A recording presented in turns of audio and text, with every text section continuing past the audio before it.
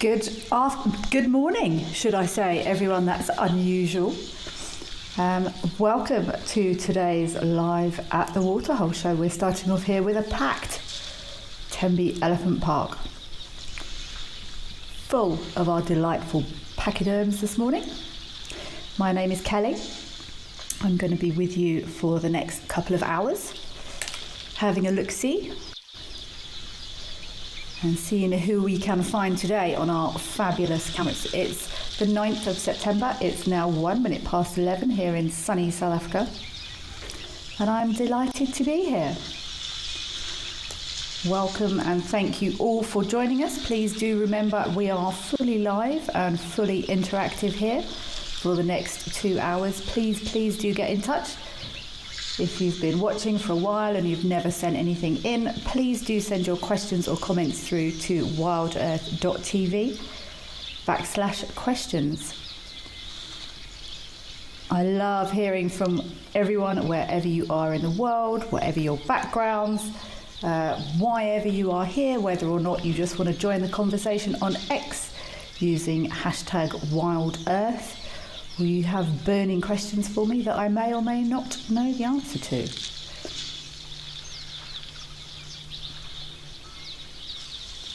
It's everyone that's watching that makes the show so exciting for me. The things that some people think of that I have never even considered before. Hello, Nicholas. Thank you very much for your question. And straight away, straight out the gate, I have never deeply considered this before. You are asking, do the animals have a sense of taste? I'm going to have to say yes. I can't give you scientific proof of why my answer is Nicholas, as is often the case. But they feed on different things. I know elephants in particular are, they eat a lot, but they do have preferences for some things over other things. They will sometimes feed on herby things, so I assume that must involve taste. And I know animals, giraffes, are sensitive to tannin production, so giraffes will often feed for a short time on one tree or something and then move away, carry on, because those trees will release tannins into their leaves, so I'm assuming they taste ick, which is why they move on to a separate feeding spot that hasn't produced those tannins in its leaves onto something more delicious. So I'm going to say yes, Nicholas, based on that ramble. Ella from KZN, thank you very much for getting involved. Welcome to the show. Good morning to you too. And indeed, what a way to start the show with elephants, and lots of them.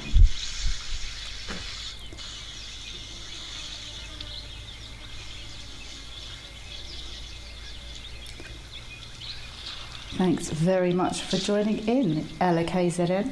You are most welcome.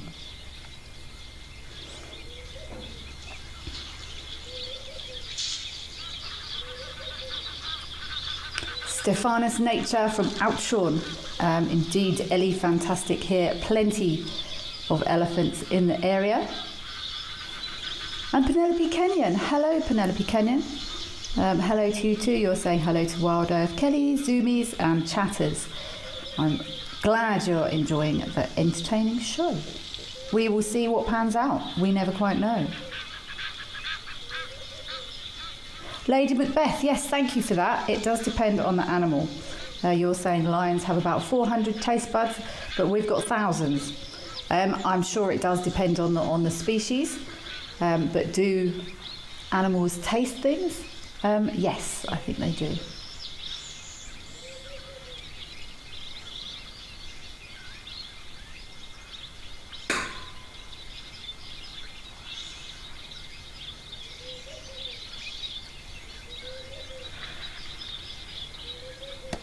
It's nice and peaceful here today at Tenby. There doesn't look like there's too many pushings and shovings going on. That looks like a young elephant at the back there. Everyone's nice and relaxed, nice and calm.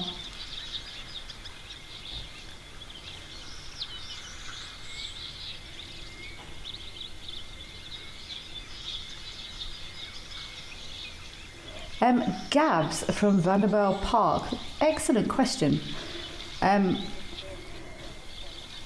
Have you ever come across hedgehogs in Tembe Elephant Park? I haven't. I've never seen a hedgehog in Africa anywhere. I'm not even sure what their distribution is, to be honest, Gabs. I would have to secretly check in a secret location. I would guess hedgehogs might occur here, but I've never seen a hedgehog in Africa in my life. They're extremely difficult to find in the wild, so I have not come across one here, no. Let's go across to Camelthorne. I know we've been seeing lots and lots and lots of zebra, lots of activity across at Camelthorne recently, so I'd love to see what's going on there today. Mr. Elemental, hello to you too, Mr. Elemental. You're saying hello to everyone from a cold Albany, in Western Australia. Thank you for being here, Mr. Elemental. You are always very, very welcome.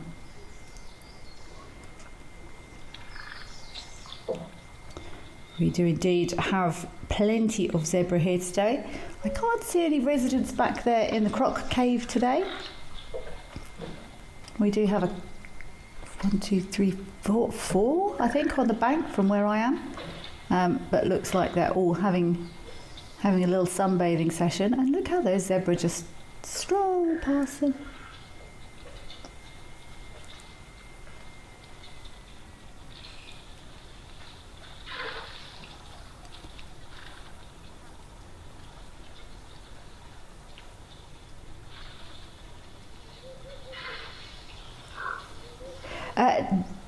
Discos Dave, brilliant name. 2 Discos Dave. Just the 2 discos was 2 enough. 2 Discos Dave. Apparently catfish have taste buds all over their skin. Yes, I believe so. I was recently on a behaviour workshop, and one of the things we were working on was enrichment activities for captive catfish, and that actually came up during our week. But yeah, I believe you're right. There is so much about nature that we are discovering on a regular basis. I actually saw something earlier. I haven't fact checked it. I'm always too scared to repeat anything before I've done hours and hours of digging in science papers. But I briefly saw this morning something that a type of a fox domestic dog hybrid had been found in, I can't remember where it was. Is it Russia? I can't remember. A wild dog fox hybrid, but I haven't fact checked that yet. And people didn't think it was possible. And then there was a few questions around the type of fox, whether or not it was a true fox that it was crossed with. So there's various questions going on. But we are discovering things on a very regular basis. Our knowledge is expanding disproportionately quickly these days, I think.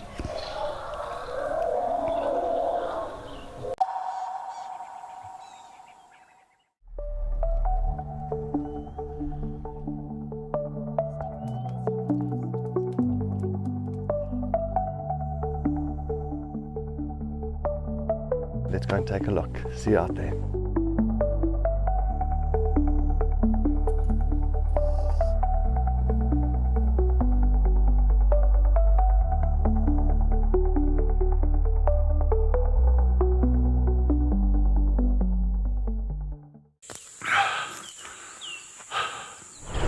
What does it take to handle the wild?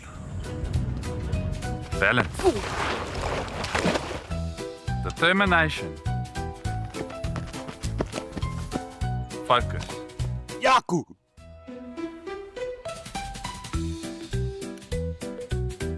And gear that can take a beating so you don't have to.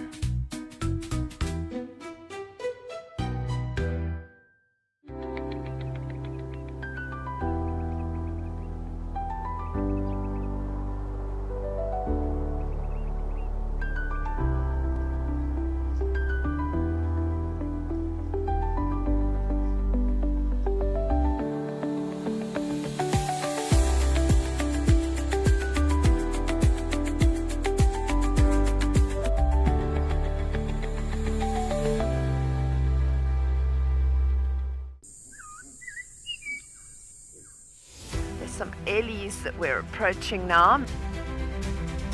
The light on her as well is absolutely gorgeous. So we are going to enjoy the rest of this sunset. Wow, wow, wow, this is absolutely crazy. And thank you for joining us. For myself and Cam, we will see you next time. Are you ready for the adventure of a lifetime? Wild Earth Travel's newsletter is your passport to a magical journey. Explore exclusive travel options featuring special offers at stunning Wild Earth locations and all hosted by your favorite presenters. Don't miss out. Head over to our website and subscribe to the Wild Earth Travel newsletter today and stay in the know on all our unforgettable adventures. Wild Earth Travel, where Africa comes alive. The stuff that goes on out there that we have absolutely no idea about.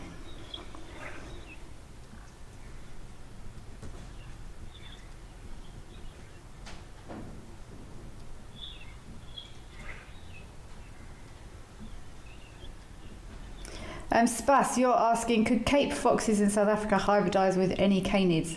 What about jackals? Is it recorded, Kelly? Not that I'm aware of. I think that's why there's such a big hoo-ha around this Pampas fox hybrid, because no one believed it was possible.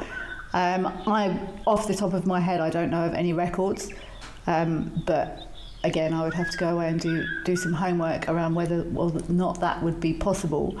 It's normally highly unlikely that it would happen, but in science labs, etc., could it happen? But I personally don't know of any records at the moment.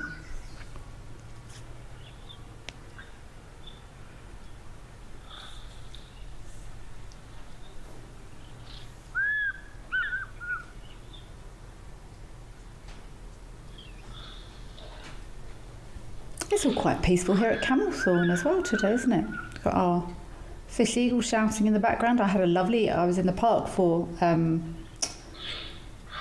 was it? Wednesday, Thursday last week. I went camping for a couple of nights, last minute camping trip. Had a lovely fish eagle sighting of a pair.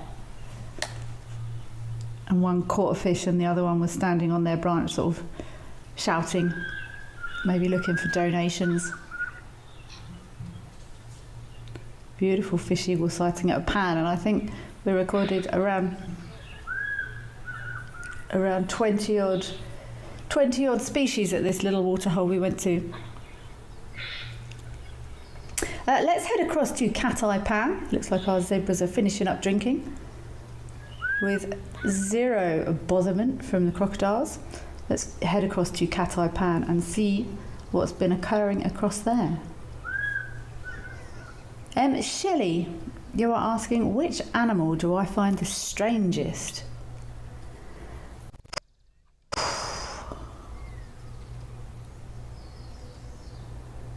In the bush, in Africa, that I know. I've got a little terrapin having a sunbathing session here. Oh, there's so many. I think platypuses are quite weird, but obviously we don't get those here. They're strange, mixed. They aren't really sure what they're planning on being, I don't think, which I find fascinating. Strangest animal.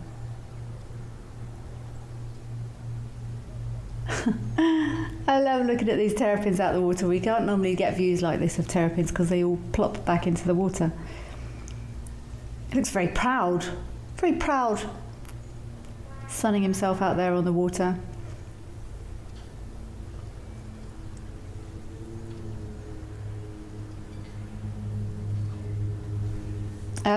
Shelley, I'm going to have to say a giraffe, just because of their design. It's just a bit out there, really, isn't it? So yeah, I would say probably local to me, giraffes. But from animals I know about, I'm sure there's what's it called? A pink fairy armadillo or something. probably in South America. They're quite strange looking things. Is that what they're called? Pink fairy armadillo. They're strange looking things as well. And there's probably lots of strange animals out there that I don't even know about. Maybe there's some that no one knows about.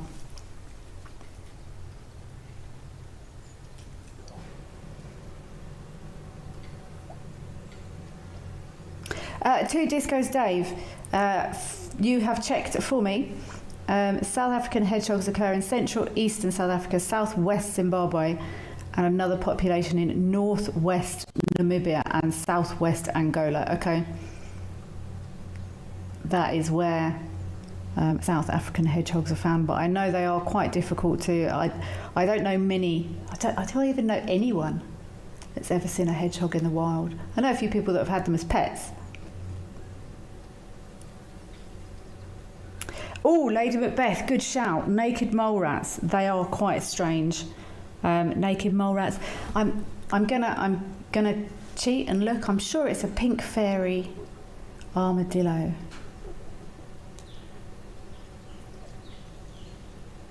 Yes, everyone, have a look at pink fairy armadillo. I'm quite impressed. I remembered that.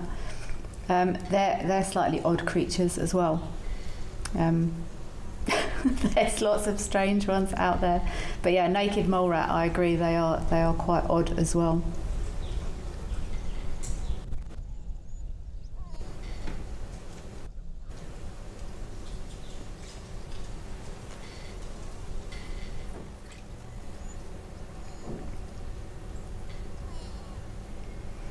That terrapin's it's like he's balanced.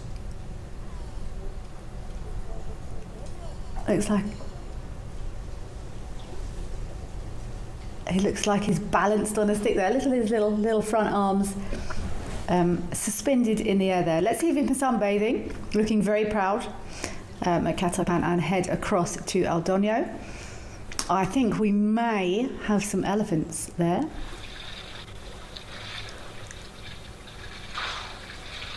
But let's find out. Mr. Elemental.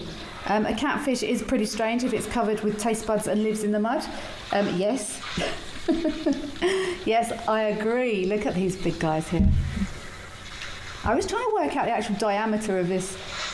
This is how I spend my time. Probably 4 or 5 days ago, I was thinking about this pan, and I was trying to work out how far across it would be. I mean, that can't be more than 4 meters across, this tiny little pan that sustains all these ginormous animals in such abundant numbers. But yes, catfish are pretty strange. I read something a while ago about a hardly known species of catfish. Again, I think it was in South America somewhere, and they recorded thousands of them climbing up a waterfall to get somewhere to breed, and they called researchers in. There was thousands of, I think there was orange stripy little mini catfish, all marching up a waterfall, the side of a cliff. Nature is indeed random. Oh, I like the sound of that. Mercedes Bean, hello, thank you for joining us. I am going to have a look at a telescope fish. That sounds excellent.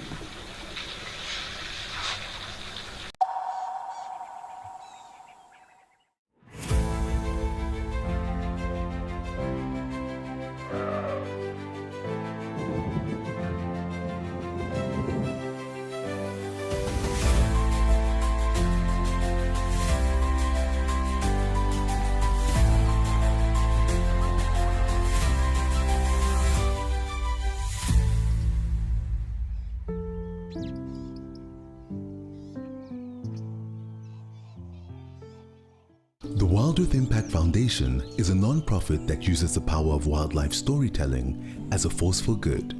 We create sustainable development projects that showcase conservation stories, empower people, and inspire environmental action. As a registered South African PBO, you can make a tax-deductible donation to the Wild Earth Impact Foundation. To find out more, visit our website.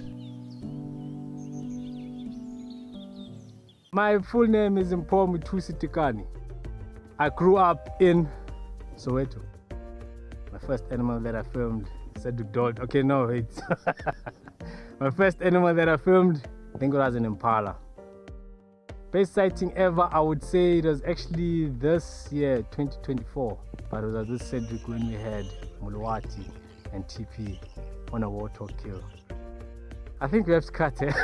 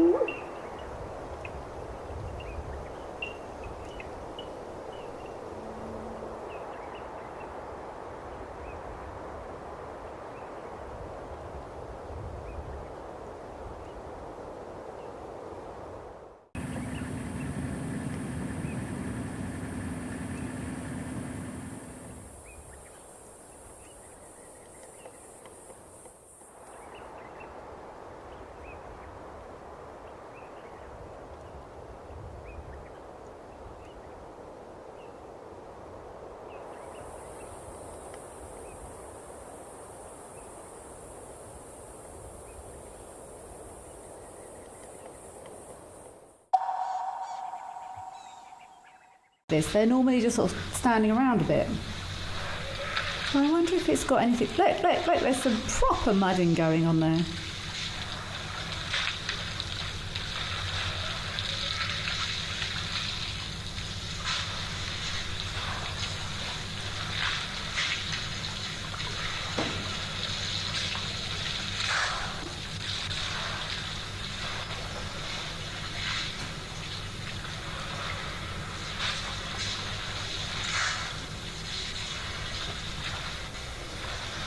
Giraffes waiting patiently in the background. We saw lots of elephants in the Kruger recently.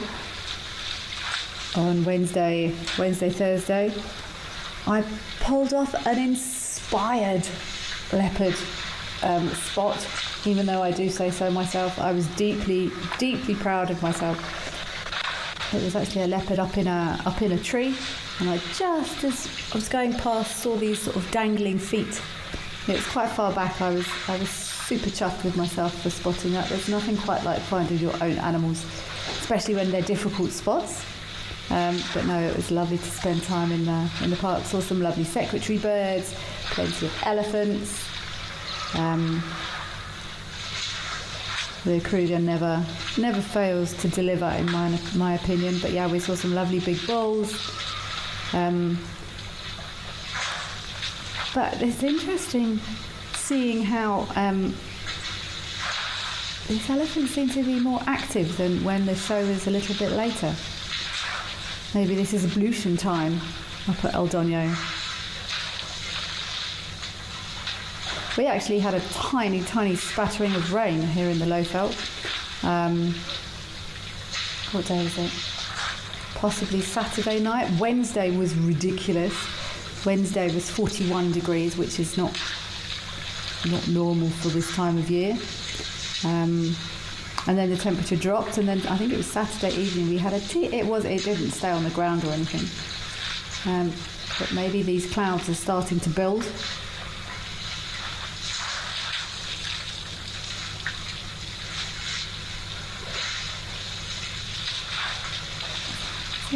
I'm trying to count. There's five huge bulls here. Look at them all. They're not considering water consumption very carefully. They're splashing it all over the place. But yeah, this is lovely seeing these boys doing this. Maybe it is because it's a little bit different time of day, maybe.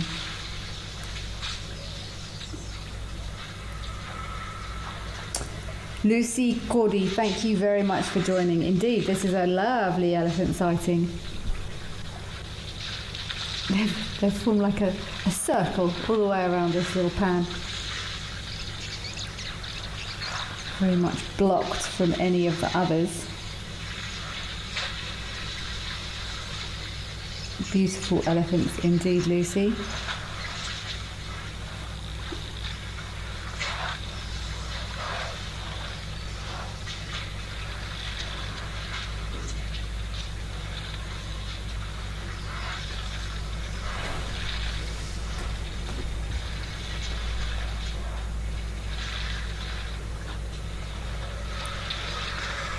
find it fascinating as well when you see lots of these big bulls standing close together.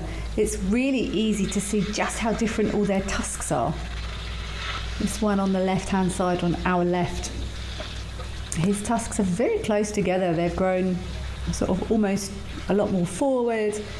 The next one along, his tusks are much further apart, much wider. Then you've got long tusks. There's so many. It's such an individual identifying key when you know what you're looking for.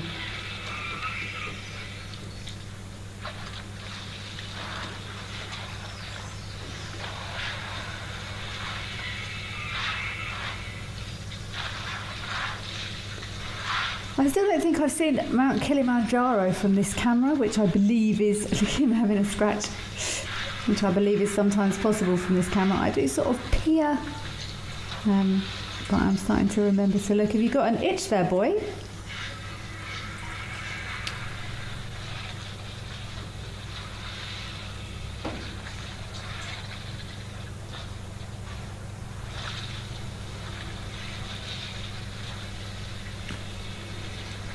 Is bath time done?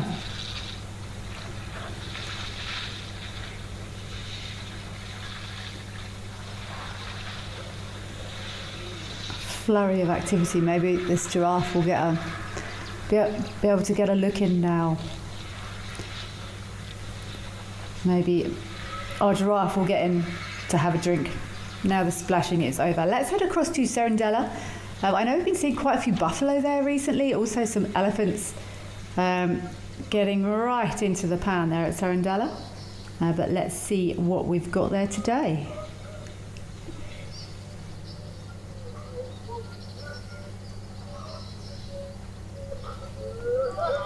We have got, is this he's on his side. Oh, is our hippo finally getting a little bit of peace and quiet in there?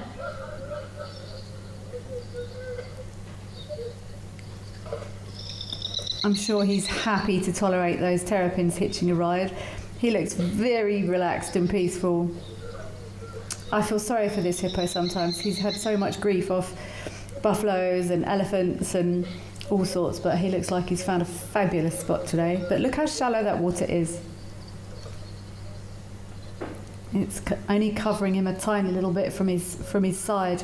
Penelope Kenyon, yes, I did watch the lunar eclipse.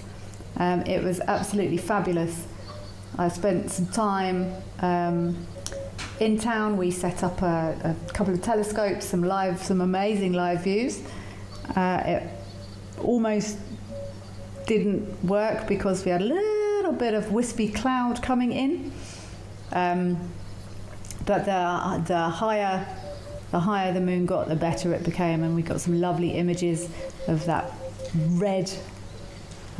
lovely red moon, and we watched all the way till it started coming out of that shadow and back into a normal full moon. We were watching for a good few hours. Got some really nice pictures. Very special actually to get such good. It's the first time I've watched an entire lunar eclipse. But yeah, it almost didn't play ball. It almost got a little bit cloudy. The day before, which was the Saturday was horrendous. There was rain in the evening, and even Sunday morning it was very overcast and blowy. But yeah, fortunately the clouds cleared and we got some really, really nice views of that lunar eclipse.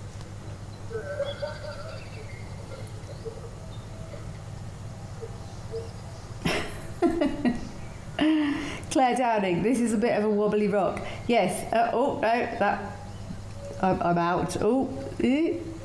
That is a very wobbly rock. But I'm actually really glad to see this hippo getting a little bit of peace in here.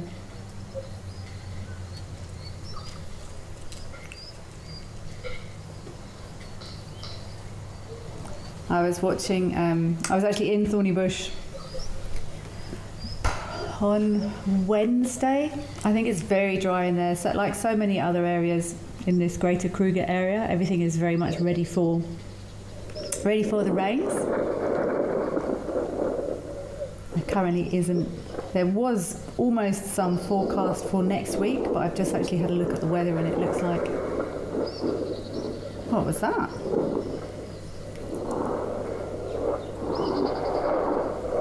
Is that wind? In the... For years, we've shared virtual wildlife. Now, let's experience it for real. I'm Lauren Arthur, and I'd love to show you my amazing home here in the Greater Kruger of South Africa. This 5-night journey is an exclusive connection to my piece of untamed Africa. I live here in these gorgeous landscapes surrounded by epic wildlife. The wild is calling, so come and join me.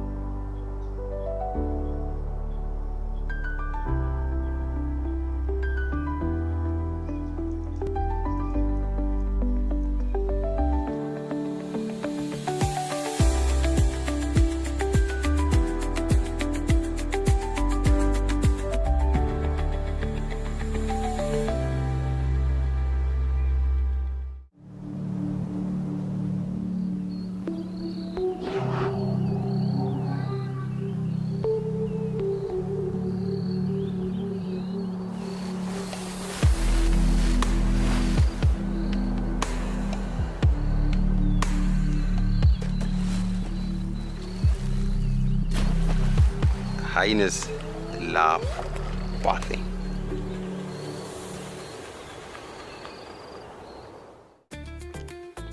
Out here, every wild moment counts, and as a Wild Earth explorer, you won't miss a thing.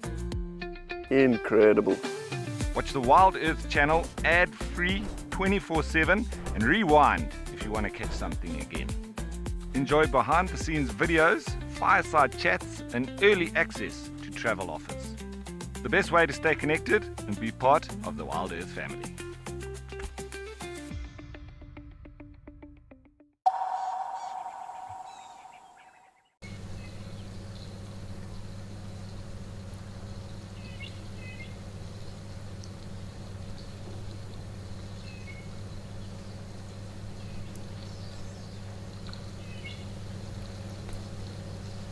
They're all chilling here in the shade.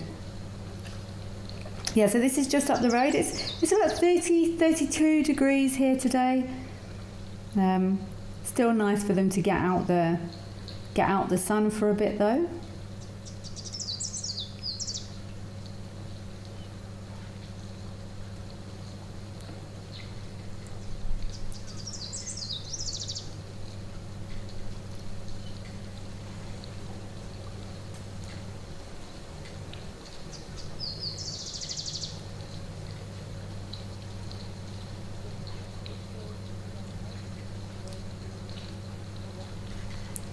That little one squished in the middle there in between the adults, getting as much shade as it can.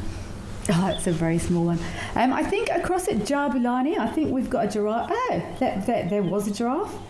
The giraffe has departed, but that's all right. It's lovely to be here at Jabulani, also very local to where I am. And you can see how dry everything is around these waterholes. Lots of the animals have... and he's gone.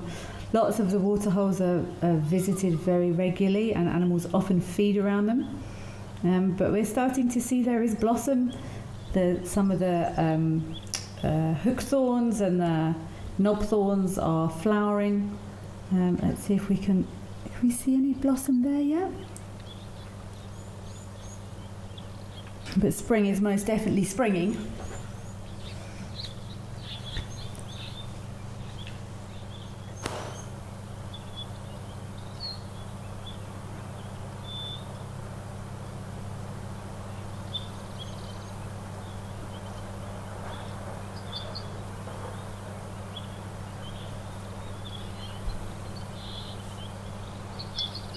Is that a wattle there?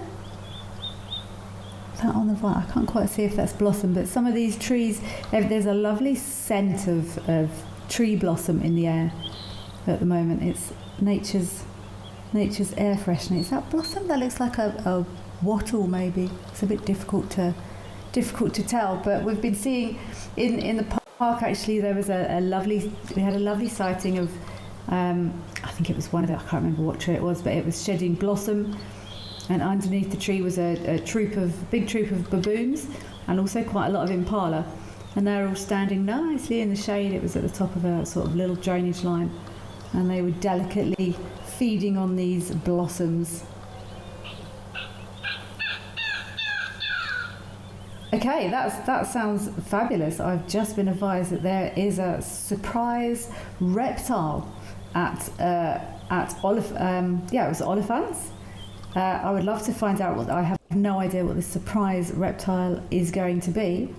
So let's head across and find out. My mind is on a monitor lizard, but it's not. It's crocodile. I was incorrect.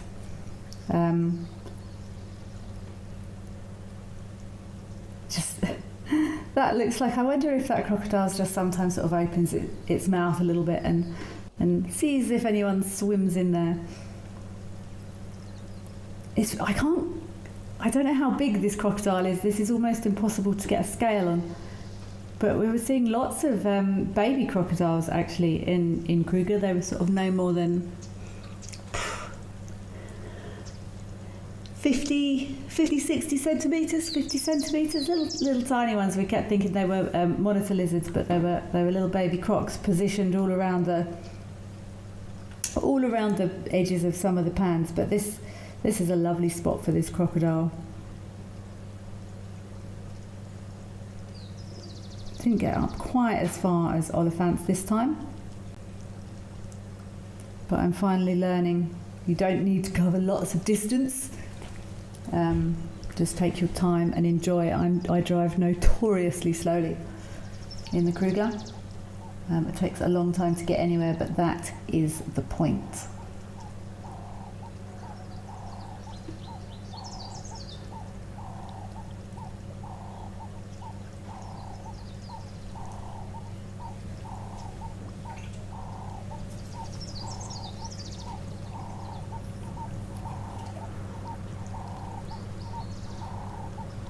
You can actually see how all of the animals are spending. If you go to, oh, pretty butterfly just flew past. If you go to rivers, that's where you find all your animals at the moment. These crocs are normally resident. And as I always say, I was taught very early on in my career, if it's bigger than a sink, there might be a crocodile in it anywhere in Africa. It's found a lovely sandbank there.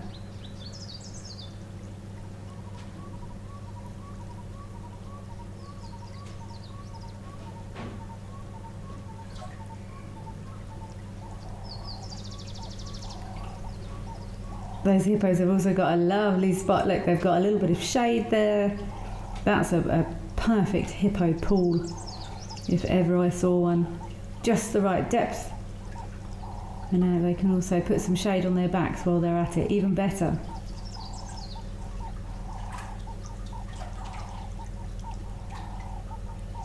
You can actually, I think, look how big this this fourth hippo along is. I would say probably this is probably a family pod. He's the big boy. And there is girlies and the babies. You can see how enormous that head is in comparison to some of the others.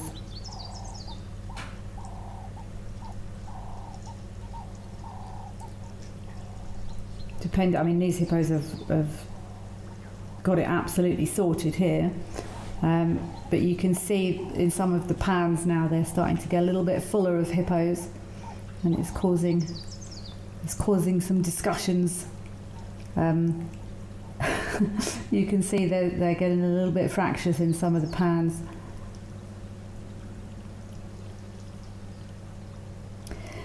Vic, you're asking, how do crocodiles swim? Do they doggy paddle? They sort of snake. I'm doing it with my hand, but that doesn't help you.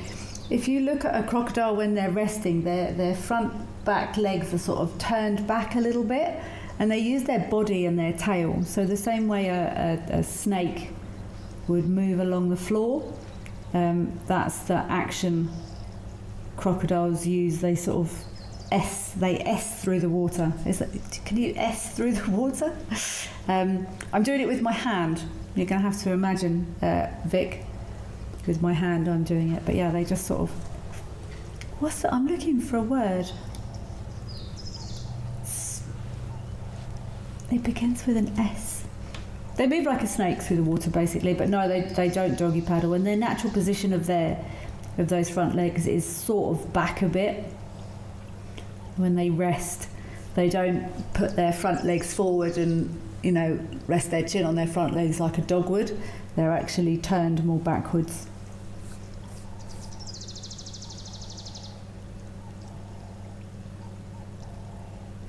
This is a great spot. It looks like they're just on a sandbank. They're resting, and then it might even be a drop-off pool just behind them, so they can go and have an underneath dip and then go back onto the bank. This is prime real estate for hippos.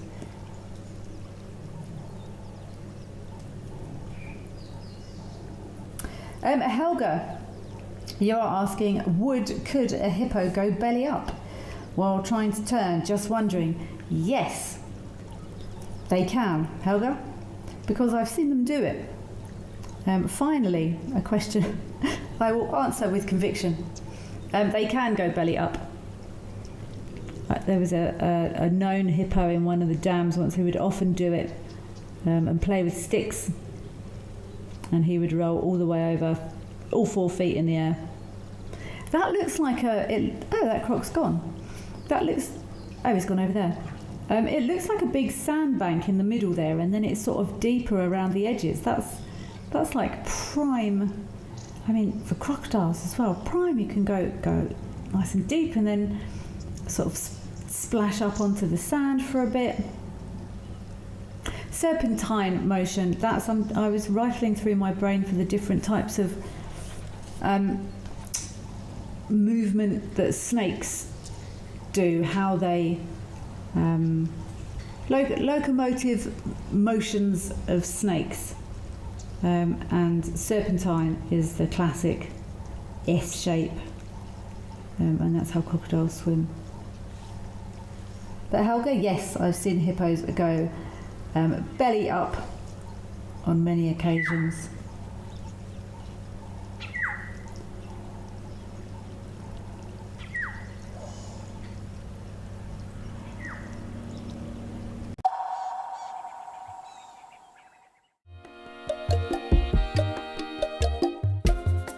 My name is Amy, and today we're going to be doing things a little bit differently.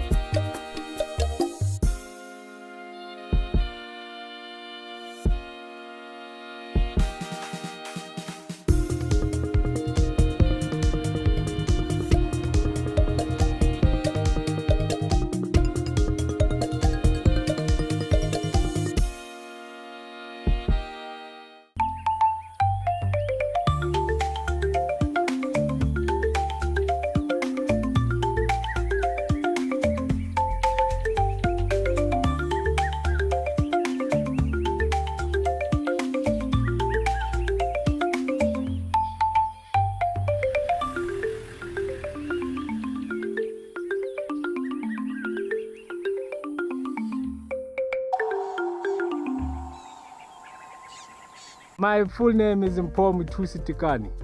Best part of my job is coming to see nature. Worst part of my job is logging. That's the worst thing ever, because you have to log amount of footage. You sit in front of that computer, and yeah, you think of deleting the footage, but no, they need the footage. If I went to Camel, probably a soccer player. I know some people don't believe me, but I'm very good, and I'm very fast.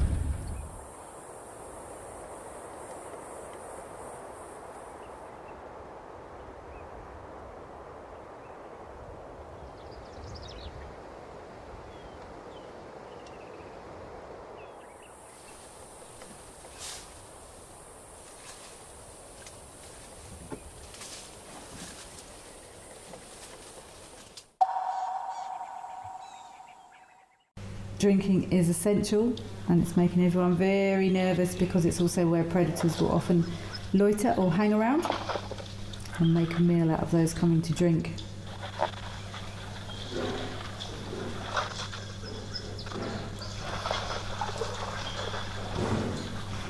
Sanjeev Roy, thank you very much for being here. Thank you for getting involved in the conversation. It's good to have you. You are asking, do the young hippos roam together on land in search of food during the night or go alone? They will stick together, especially very young babies. They won't go far from mum at all, although we have seen a bit of a very confident baby hippo across at Campbellthorne. Sorry, I think we just lost Nkoro there. We are back across at Tembe. It's so nice to see a breeding herd of elephants at Tembe. We don't see it too often. They will stick close to mum. Mum is their defence mechanism. Baby hippos can be quite vulnerable to predation, but any predators need to first get through mum, which is no mean feat, so they will stick together, Sanjeev, when they are out feeding.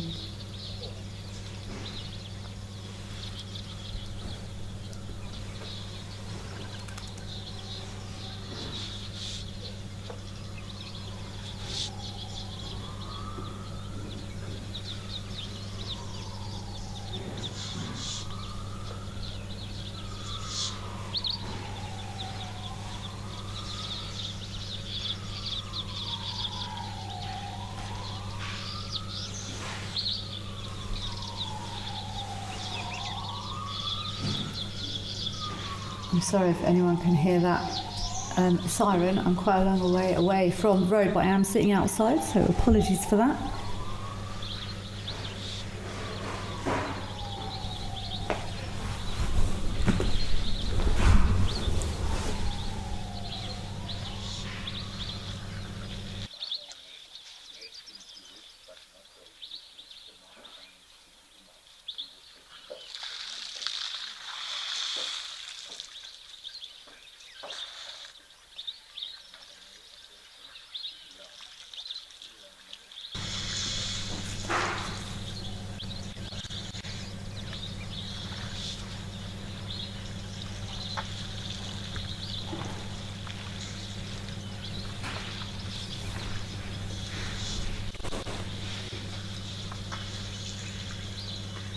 Jamisha, you are asking, are there any differences between alligators and crocodiles?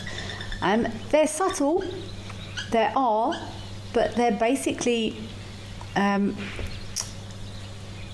fulfilling the same ecological position, just in different geographical locations. So they're both reptiles, cold-blooded. The alligator, I think they're sometimes a bit darker. Their snout is much wider and flatter than a crocodile's. A crocodile's snout is more, oh dear, is more sort of pointed and V-shaped, whereas a alligator's is more U-shaped. You can't see as many teeth when an alligator closes its mouth. You can see all of the teeth when a crocodile closes its mouth. And location. There is somewhere that crosses over where you can find both. But as a rule, they're geographically separated. And crocodiles, I believe, both Nile and saltwater crocodiles could get slightly bigger, definitely the saltwater crocodiles, than alligators. Alligators can get big, but I think crocodiles trump them slightly in the size stakes. But they're basically the same, they fill the same niche, both fill the same ecological niche, similar behaviours, I think.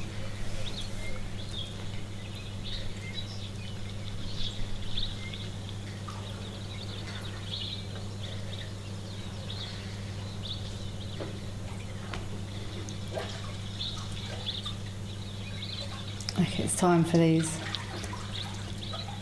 this family group to head out by the looks of things.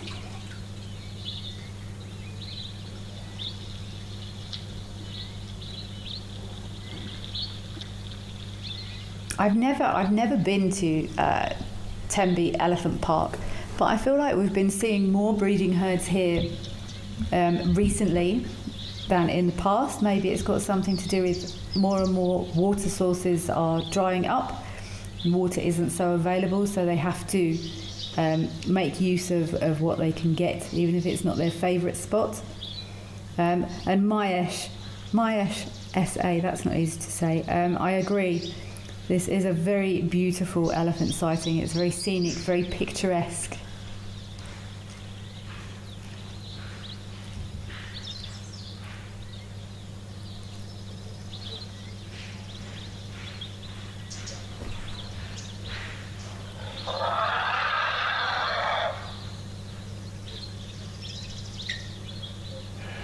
Oh, they're going the other way now. What's going on? What's upset them?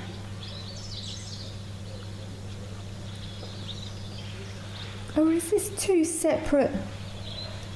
There's two separate breeding herds, maybe? One further to the right and then the other small group. I wonder if this is not two separate groups and they're taking it in turns to come for a drink.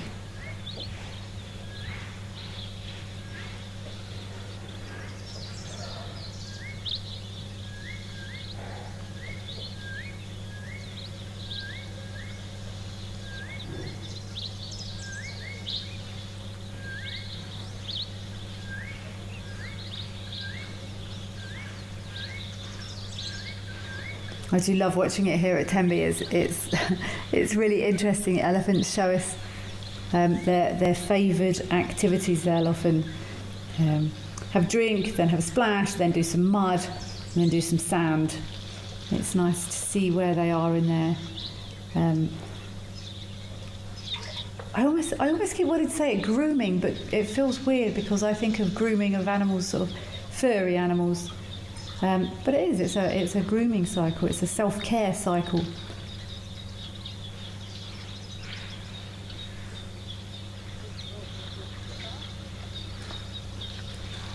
Lovely, I think that's a great idea. Let's head across to the wonderful Tau Game Lodge.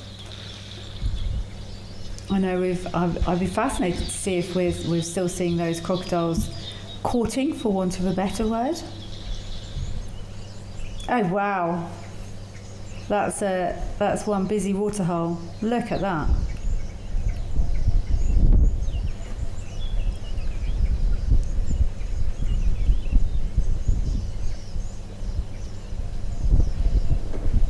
It's certainly like a mini Serengeti. All the animals gathered there together. The waterbuck in the water, utilising those water plants. That almost looks like grass in there. Look at the way that waterbuck's feeding. It looks like it's grazing.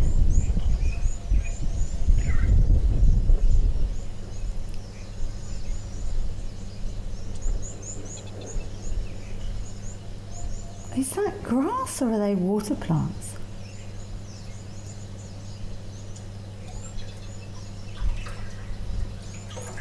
If it's grass, I'm surprised they're not all over there. I know that animals here are extremely hungry. They have absolutely destroyed most of my plants that I've planted, but that's all right. I choose to live in a alongside animals. So I respect their feeding rights. But that does almost look like grass there. But there's wildebeest at the back, there's some zebras, those impalas also coming in for a drink. A constant stream of wildlife. You're welcome to get involved in the conversation and send your questions or comments through via WhatsApp on +27 786 302 336.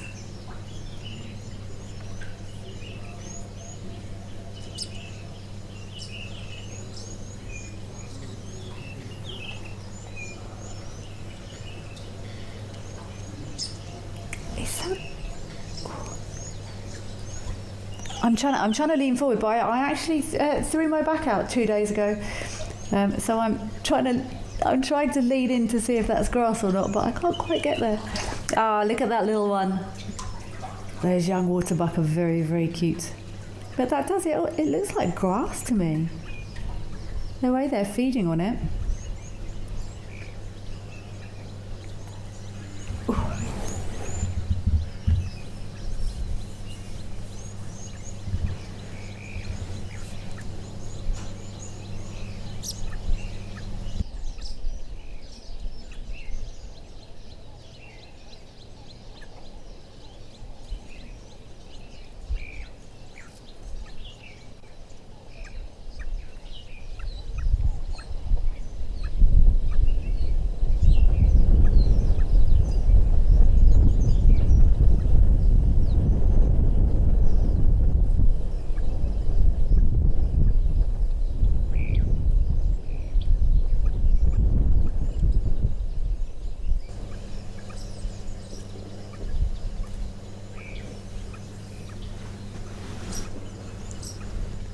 I remember when I was working at Tau, we lost a couple of little waterbuck, I think one to lions and one to cheetah.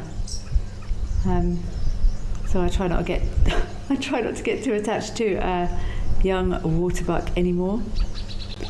It is of course a myth that predators will not take waterbuck. If you lined up a zebra, a wildebeest and a waterbuck and offered free choice, they might choose the waterbuck last because they have a almost glands under their skin that gives them sort of semi-waterproofing and doesn't taste very nice, but not nice enough for predators to decline them should the opportunity arises.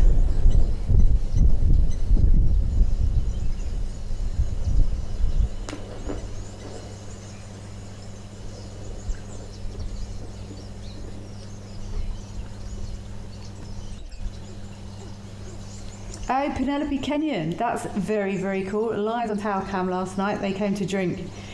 That's amazing. I'm sad that we don't get to see it more during the day during this show, but there's lots of activity around this Tower Cam, especially this time of year. Lots of the lodges in the sort of localised area do have little small pans. But this is by far the biggest body of water, and that's very cool that there was lions drinking there last night. They come in like silent ghosts and there's our croc. Nice busy Tau waterhole.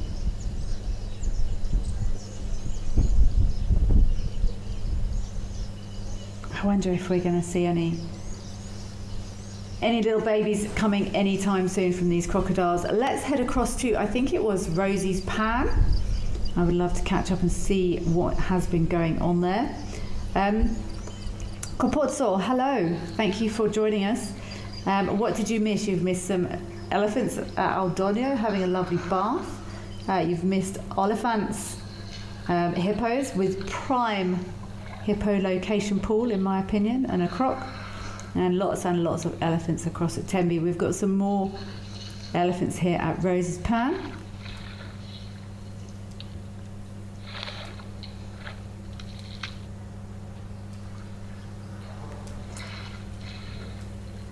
But we are glad you are here, Kapotso. You are very welcome.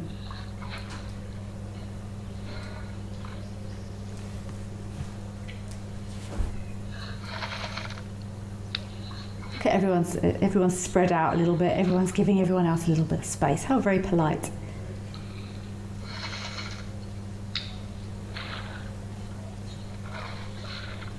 But I know it's been discussed in the past, it's been mentioned in the past about some animals going into the water, some animals standing at the outside.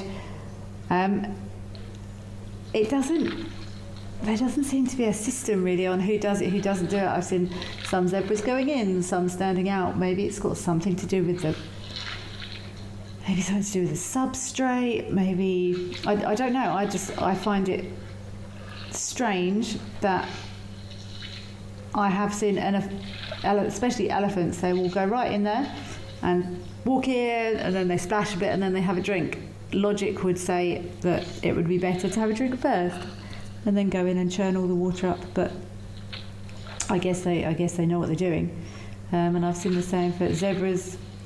I saw some giraffes stood in sort of knee-deep water a while ago, which I would say it would be more sensible for them, because if they were further into the water, they wouldn't have to stretch down as far. But I think of many of the animals, I've seen giraffe do it infrequently.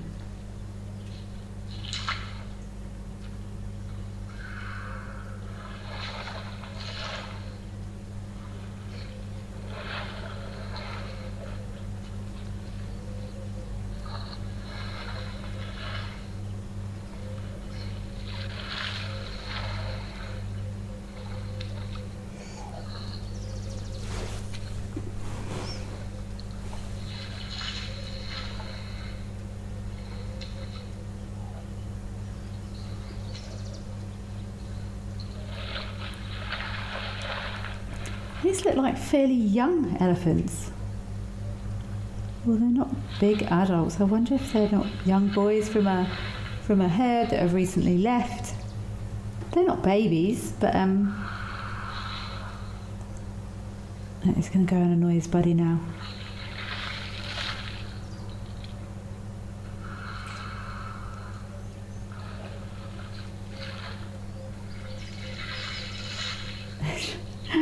Check that hippo in the middle there. I just saw that nose come up.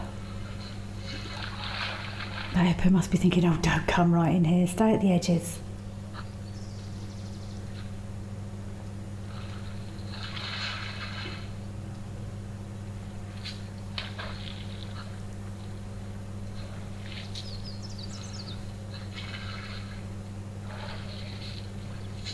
And I think we did reach the conclusion. We've spent lots of time with these cameras watching elephants sort of suck some water up and then put some in their mouth, and then some falls out or it squirts out their trunk. And many of us have had lots of discussions around it, and we can't think of a biological, scientific reason for them doing it. So they're just messing about. So I think what we've finally concluded. 2 discos, Dave. Brilliant. I'd love to know what 2 discos they were. You're asking, do the waterbuck know when the crocs have fed, or are they just taking the risk because the food is good? The latter. They won't know. They might have, possibly if the crocodiles are behaving differently, they might have a clue that they might need to be a bit more careful. But crocodiles catch things by stealth, so I don't think they're going to, if they are looking to catch something, they're going to behave particularly differently. And all of those animals around those crocs, they're taking a chance. Birds, impalas, waterbuck.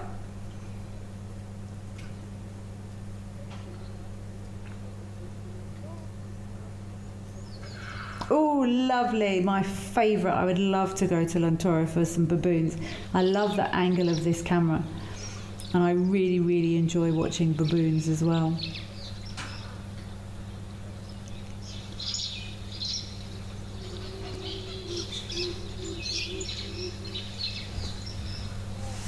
I love that angle. It really makes me feel like I'm sort of part of this troop in here.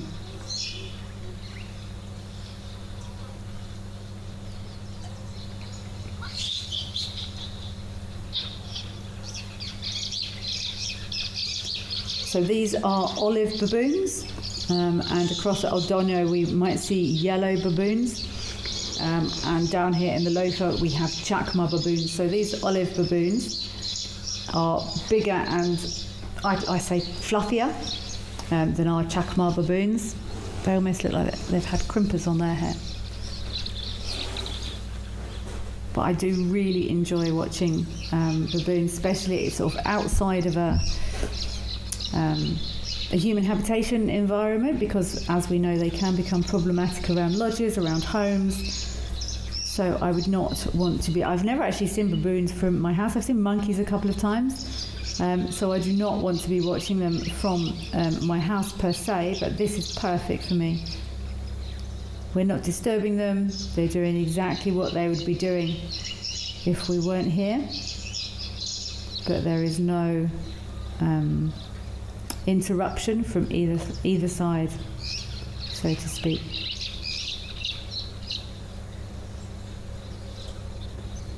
Ooh, that's a big baboon.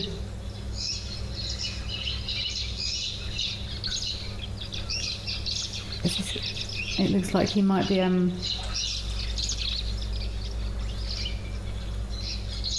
thought he was possibly going to whisper some romantic nothings at this other one that I'm going to guess from this angle is a female, but it's a guess.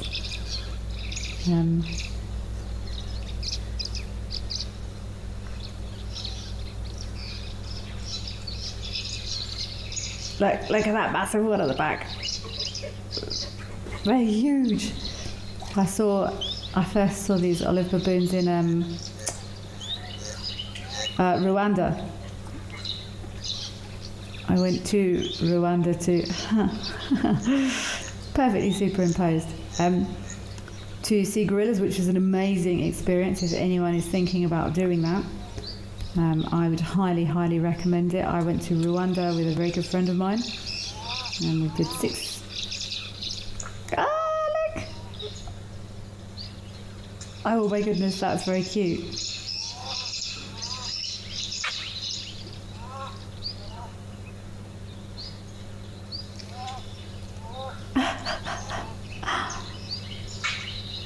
That was a no climbing. That is so cool. Oh, how nice is this to see? That was a get off. Not interested. No cuddles for now.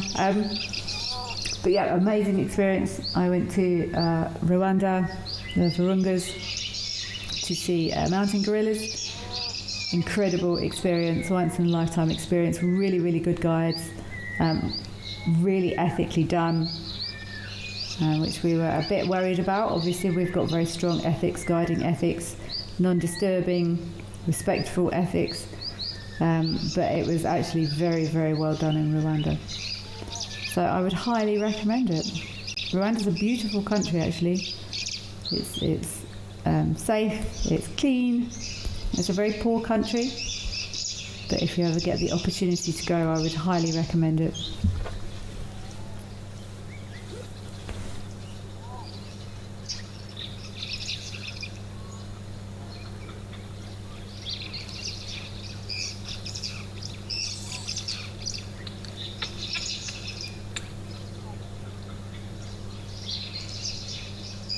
Joanne Mello.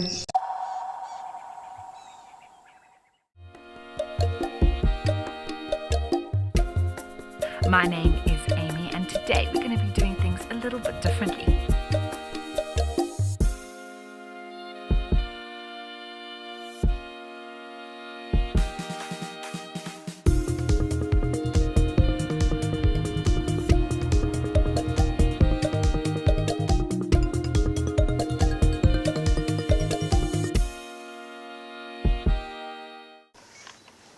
Even a hyena coming into the action as well now. Oh my word! She's stalking the hyena now. Leopard, hyena, lion, all together in one shot. Oh! Whoa. This is action-packed.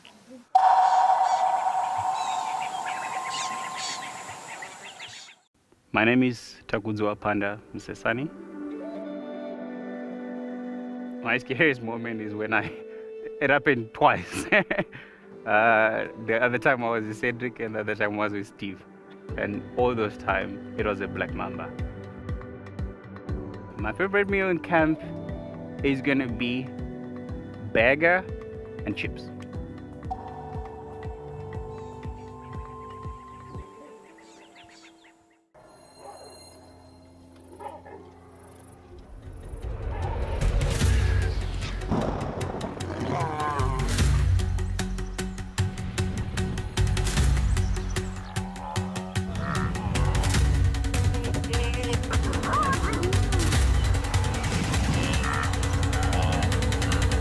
Greatest wildlife spectacle on planet Earth. We'll see you there.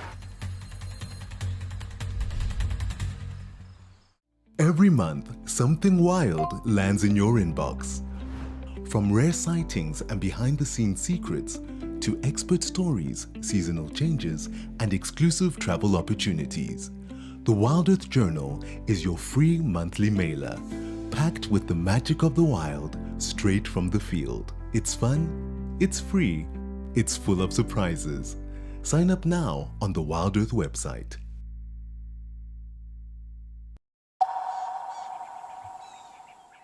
Sub-Saharan Africa bird book, because I didn't know any of the birds up there at all. And the first time I saw an olive baboon, I said to my friend, I was like, what's that? That's the biggest baboon I've ever seen in my life.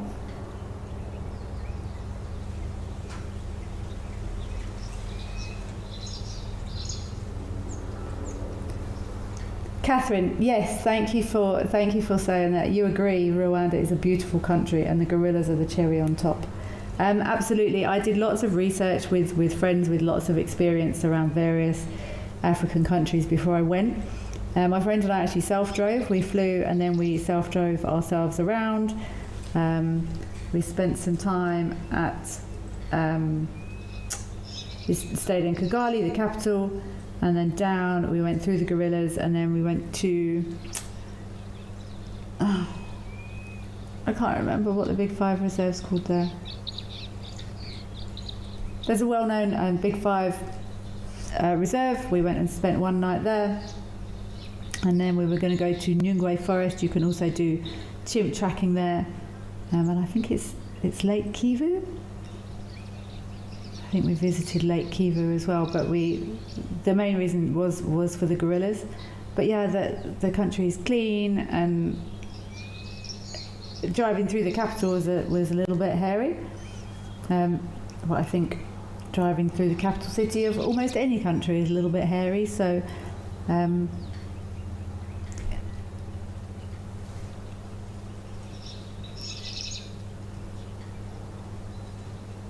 I'm going to cheat and check what.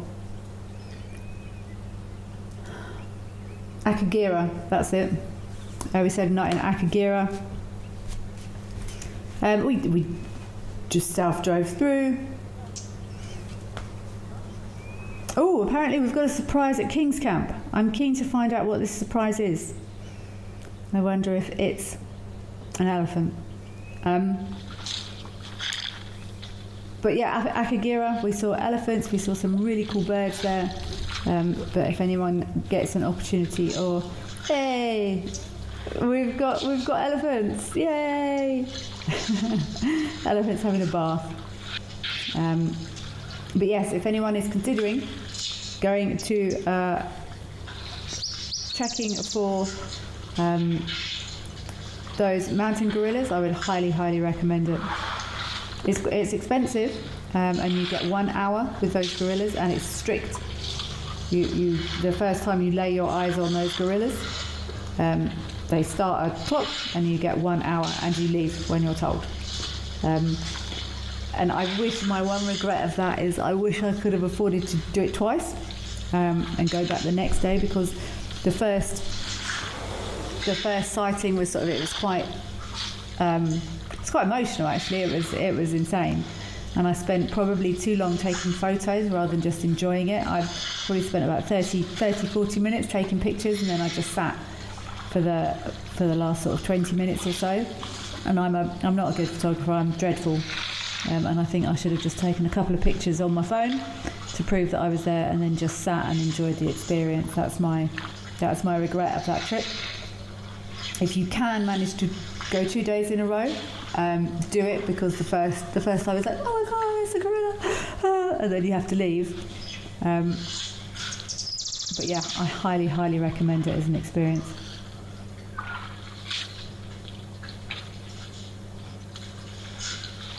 They're big. They're quite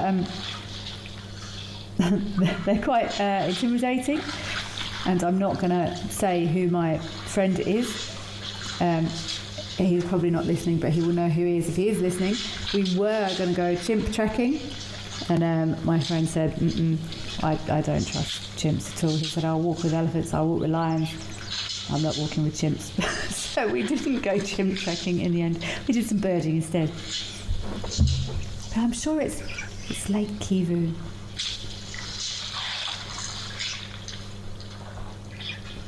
Thank you, Catherine. Akigira. And it is Mark.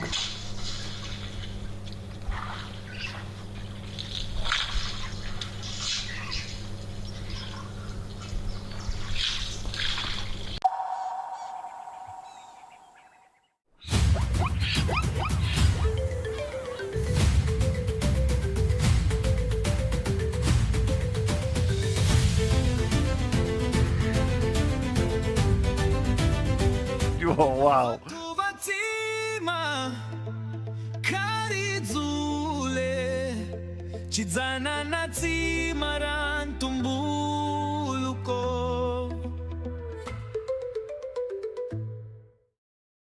At Wild Earth, we believe every story has the power to create change. That's why we've launched the Wild Earth Impact Foundation, a non-profit dedicated to conservation and social impact. By showcasing conservation stories, we can change lives, protect nature, and empower communities. We have partnered with Empowers Africa to accept tax-deductible donations from US donors. Your donation will help fund critical programs that support our mission. Join us and be part of the change.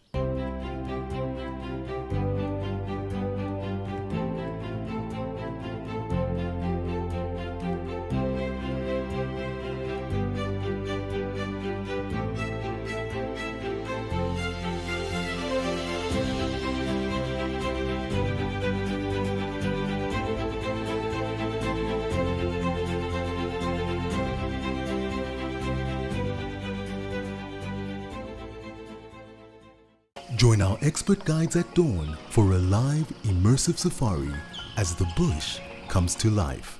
Found ourselves a chameleon, and look how he's changed color. Every sunrise brings new discoveries. Pound for pound, a leopard is one of the strongest cats around. Ask questions, share your thoughts, and connect with nature live and in real time. Great excitement, great happiness. Start your day with adventure.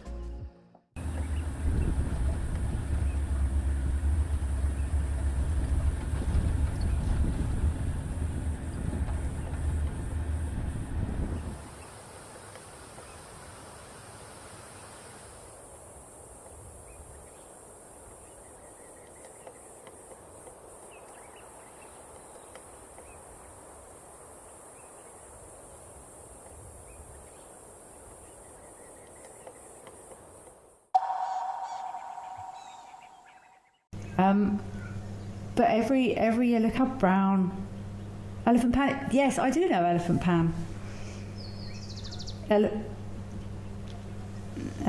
Elephant pan. Wow, that water is really low.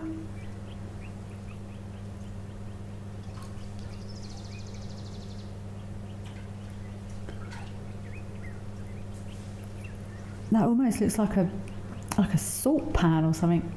It's still pumping. There's still water coming through here.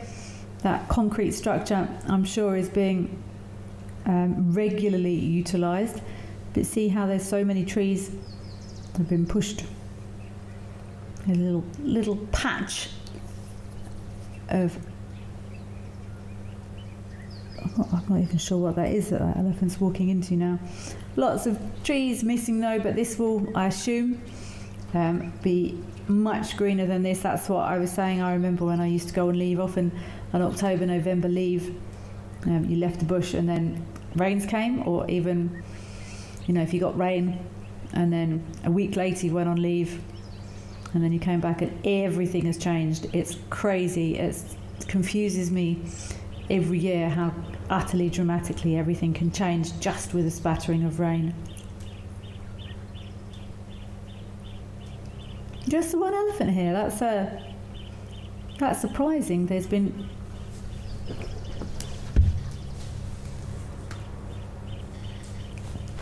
lots of elephants at all of the pans recently, and I saw the same in the Kruger now. Lots of congregations.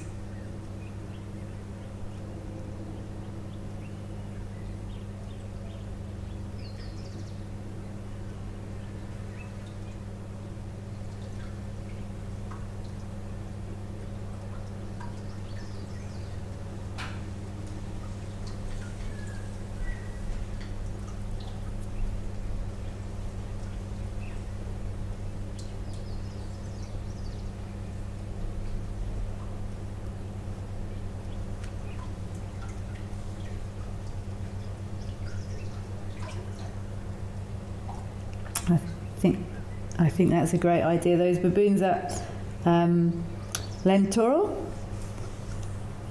Let's see what family dynamics we have going on there. It's getting on for lunchtime though. Could be getting towards the siesta. Nice intimate grooming session going on here by the looks of it.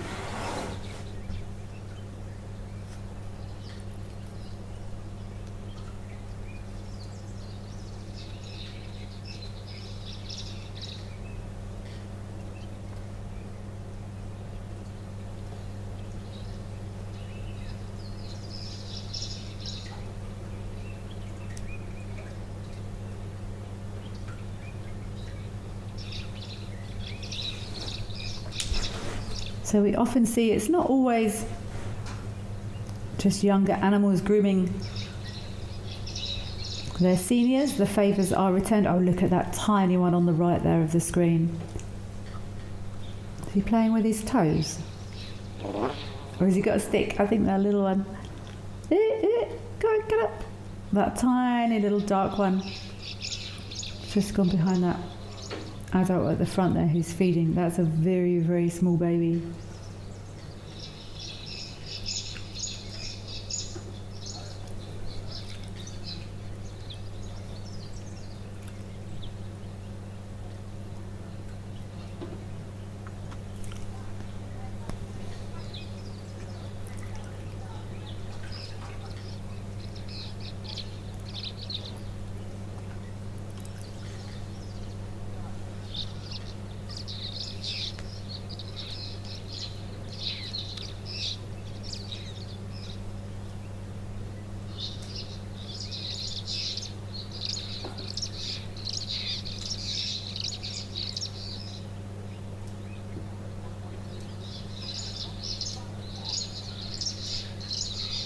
I don't know if you're teasing me, FC. Is this a real surprise? Where is the surprise? Take me there. Take me there and show me the surprise. Show us all the surprise. What's it going to be?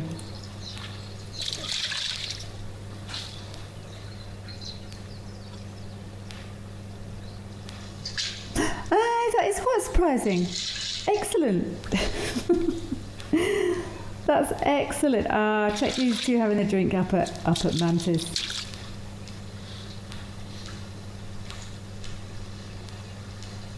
Or should I say down at Mantis?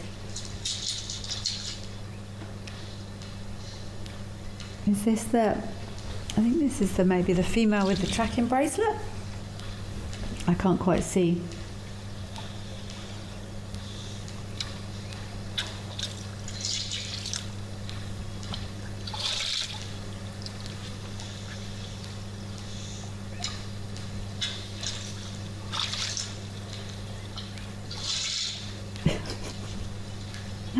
I'm not sure if she'd finished drinking, little Icky.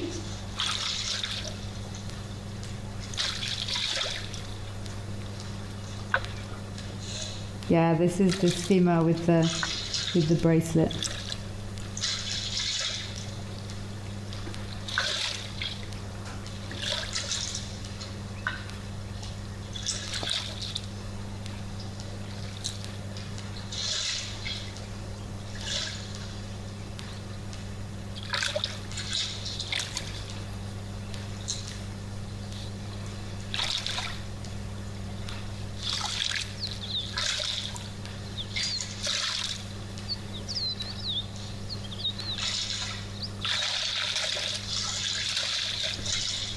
Mr. Elemental,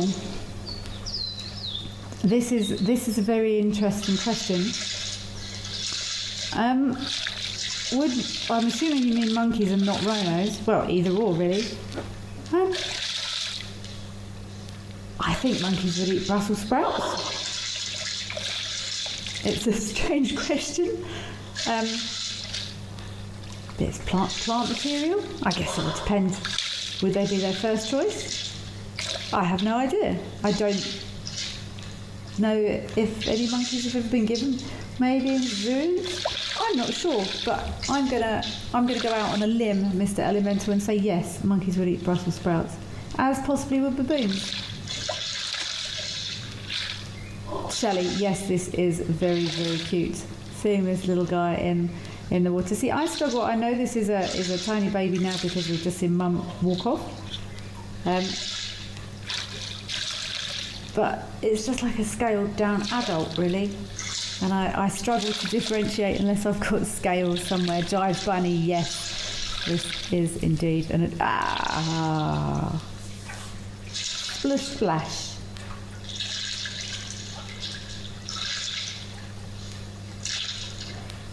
And Jive Bunny, we are indeed very, very fortunate to have such amazing volunteers doing the zooming for us, as we call it. They operate the cameras. I have zero power of or knowledge of what is going on any of the cameras. I could live stream from elsewhere, but the zoomies do an absolutely brilliant job capturing these images for us. I'd actually be interested to know if any of the zoomies have actually been on many safaris or trips. I would have thought they'd actually be really, really good at anticipating animal movements, because the best way to understand animals is by watching them. And to be honest, they've probably watched more rhinos mud bath than I have, because it's so uninterrupted. The zoomies don't have any impact on any of the animals, whereas me in my vehicle, despite my best efforts, the fact is if I'm present, I'm present. So I would be fascinated to see if any of the long-time zoomies had done game drives and predicted animals' movements, possibly even better than their guide.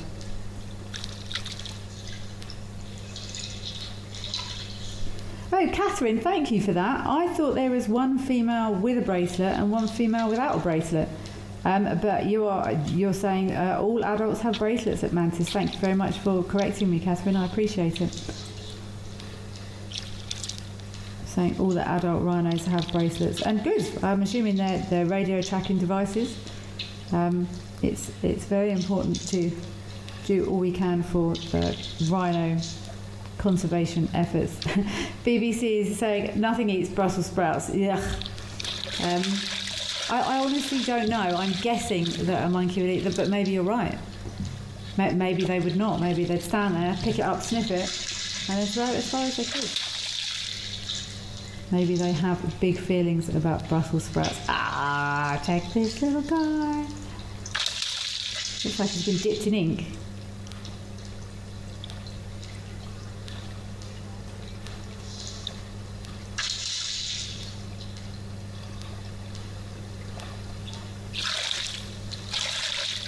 Oh, where's Mum going? I'm sure she won't go too far.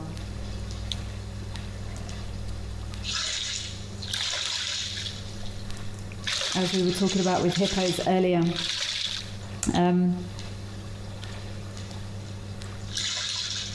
mums are the main, I mean this guy's bigger than a baby hippo, but mums are very important.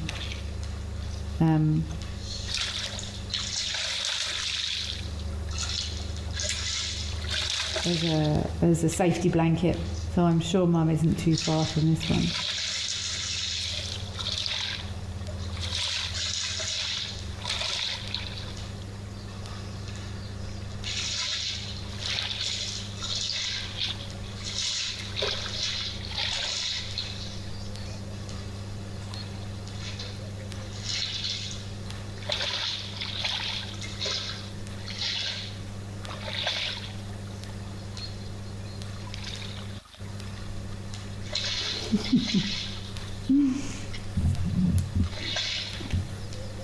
Is he going to do the other side, I wonder? I wonder if he's going to lay down in that mud and get a good covering on the other side as well.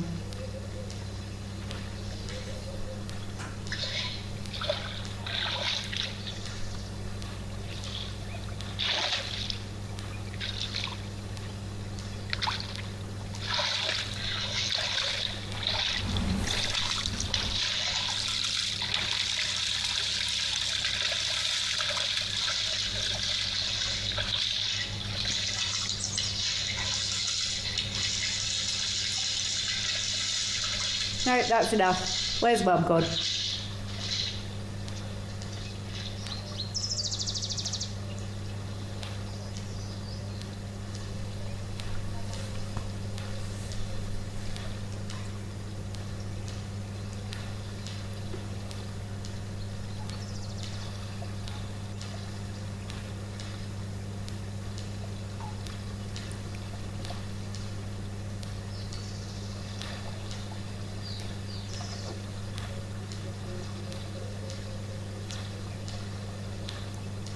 Look at this little one, he's just having a nice scratch. I was discussing these rhino habits with someone a while ago, and how they love to scratch on rocks or big solid trees. And I think this little one is gonna get right in there. I just want to watch how he scratches, because we were talking about how baby rhinos scratch, or what sort of scratching posts they need. And this rock isn't quite the right shape for him. But I've seen many rhinos really enjoy that underneath the belly scratch, but this log's a little bit too high for him. Let's see if Mum's gonna go. Oh, thank you, Catherine. There's 2 sub-adults who are the older siblings of the calves and don't have bracelets yet. Thank you for the update. I'm sure in due course. It's a lot of stress on animals. It is necessary, but I'm sure they're probably waiting till those 2 sub-adults are comfortable with their place in the world. This one's finished scratching now. I just wanted to see if it was really going to get that rock underneath that belly there and give it a good rub. But let's go across to, I think it was Vic Falls for some birding. Let's see what we've got going on up there at Vic Falls. We're getting through a lot of these cameras today. There's a lot happening.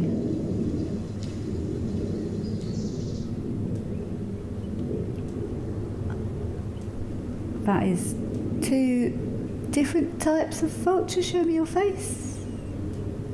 Show me your face, vulture on the right. I think it's that's a hooded vulture. That looks like to me it looks like a whiteback vulture there on the left, and then a hooded vulture on the right there.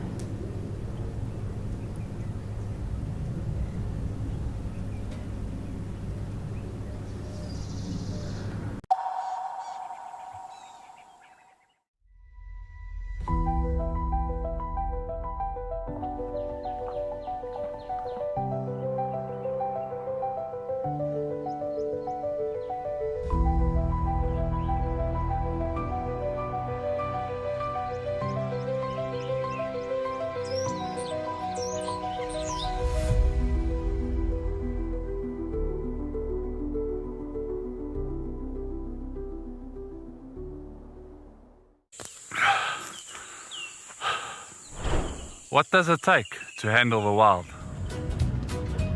balance, determination, focus, Yaku!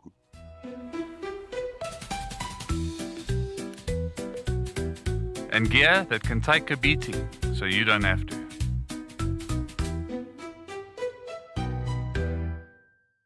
My name is Takudzwa Panda Msesani. I really want to film an artwork, and it has been my goal.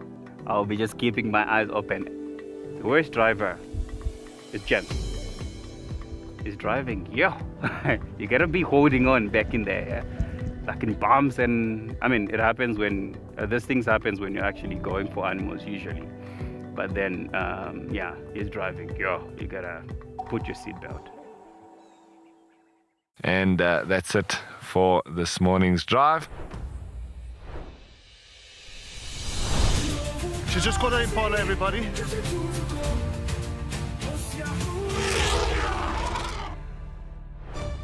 And we're going to be heading out and seeing what animals we can find.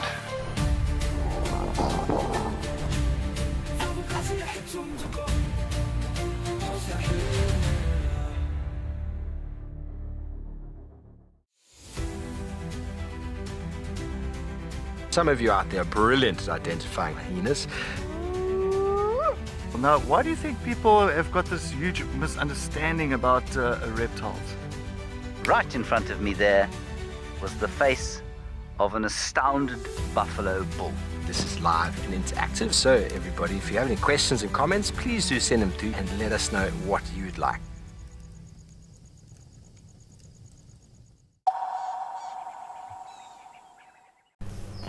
That was bizarre, but obviously it's not. It's a hooded vulture because you'll get giant anteaters at Vic Falls, but just the way it was moving and the way its head was positioned then, I got quite excited.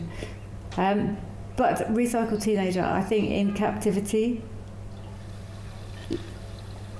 Let's go over there quickly and have a look at that. I concur completely. Captivity, yes. Animals have specialist diets. Ah, look at him. I thought this little baby was going to get a good scratch going here.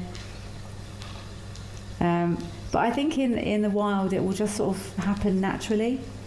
I don't think something would ever hunt something and then go, oh no, I shouldn't eat this, I've had too much meat this week. This is what I was looking for. That's so cool.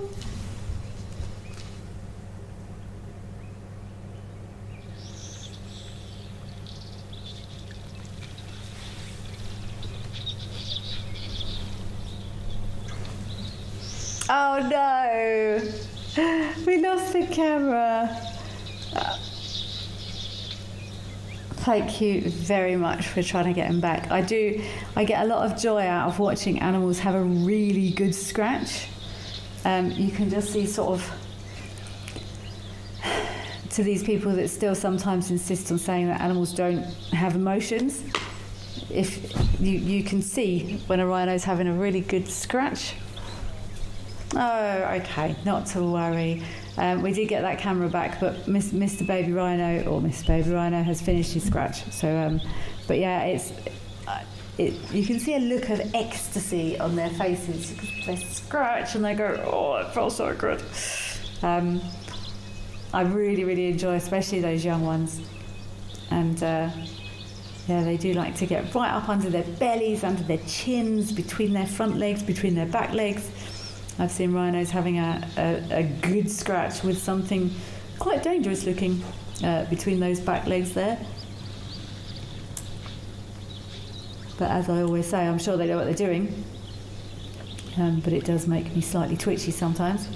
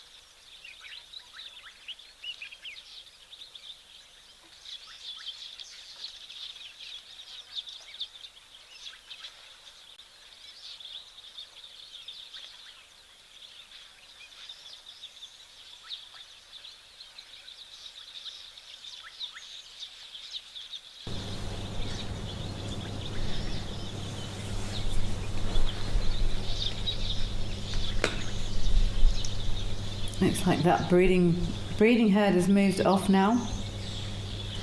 But that's a fairly, or it looks like a fairly small elephant, but it's got quite big tusks. It doesn't look like for his tusks look too big for his body almost.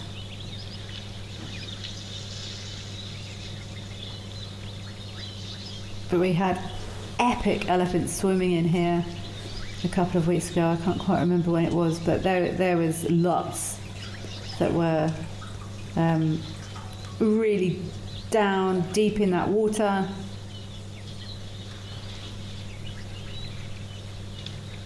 They were having an absolute pool party in there, and I think the fact that some were in encouraged the others to get in.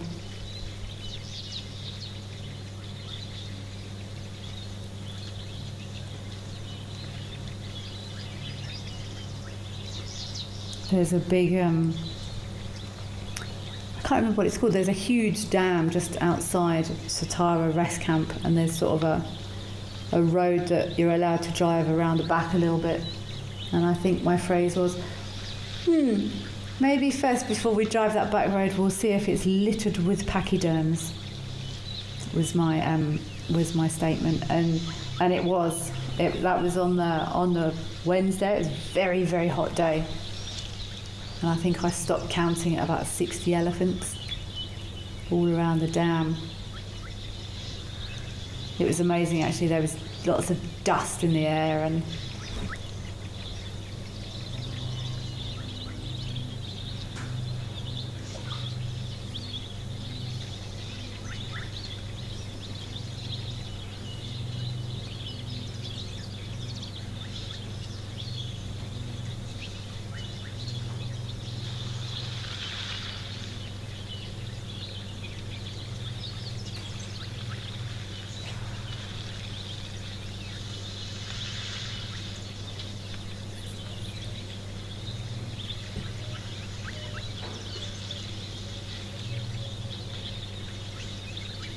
like all of these elephants are engaging in different activities.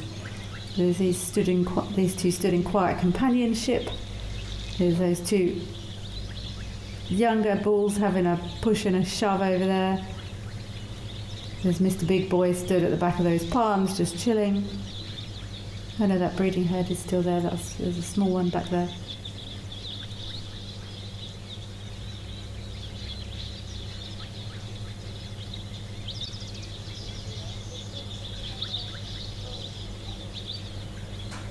Oh yes, I would love, love, love to go and see what is happening at the black/Varro's eagle nest. Now I didn't actually have money on, my guess date for fledging was the 15th of September. I've heard someone else have a guess, I think they said the 18th of September. That is mad. That is...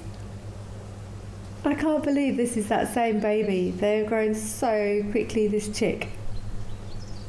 It looks like a adult tawny eagle now. I must admit, I would struggle to identify this as a black eagle or a Varro's eagle if I didn't know that this was their nest.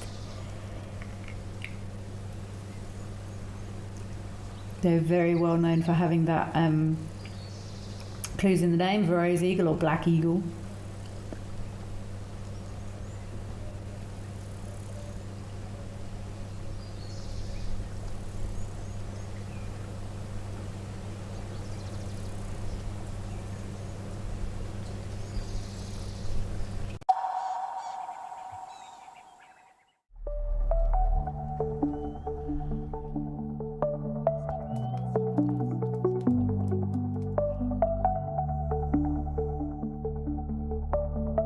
Let's go and take a look. See you out there.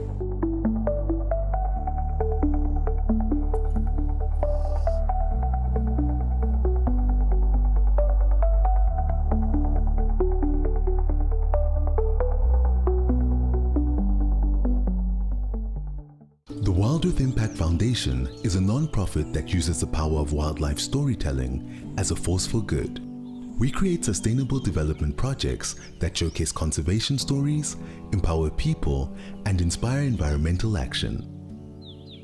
As a registered South African PBO, you can make a tax-deductible donation to the Wild Earth Impact Foundation.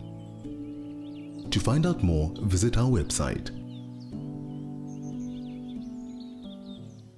My full name is Maxine Gaines. Most people that know me really well call me Max.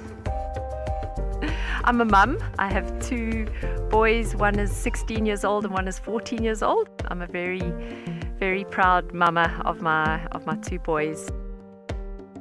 I've just always been passionate about leopards. I'm passionate about their conservation. I'm just passionate about everything to do with leopards. I love them.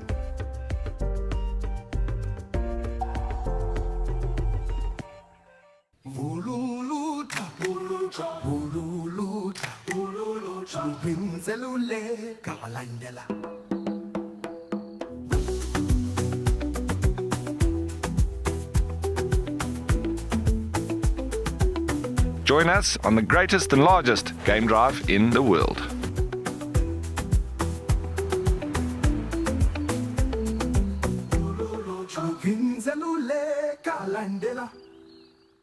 Can you hear that?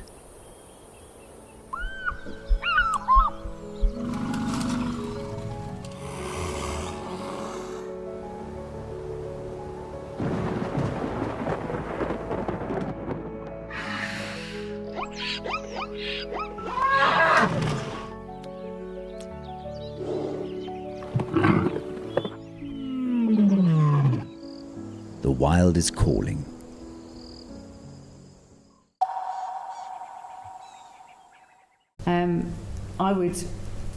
I would love to know, and I would love to know what day it was if they have. But I do think we have lots and lots of giraffes somewhere at Aldonio. I did just want to pop in here and have a look at this chick. But if anyone could confirm the first day they saw this eagle fly, please share it with me, because I would love to know. Eagle lover, thank you for your update.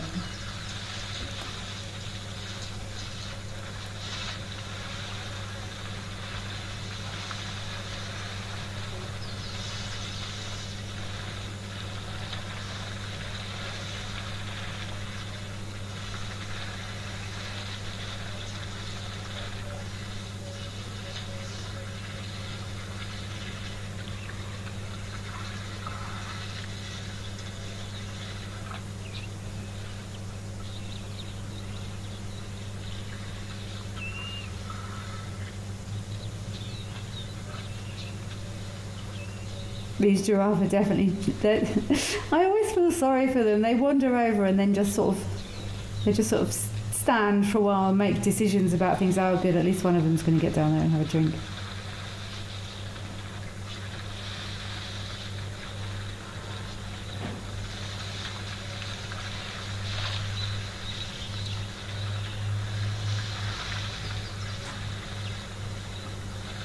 See, it probably wouldn't work now because there's elephants there, but just think how much lower those giraffes' feet would be if it walked into that water. I mean, it would take 30 centimetres off how far it had to stretch, rather than standing there at the edge. But they're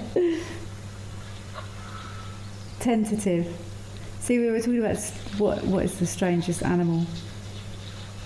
That's a weird looking animal, isn't it?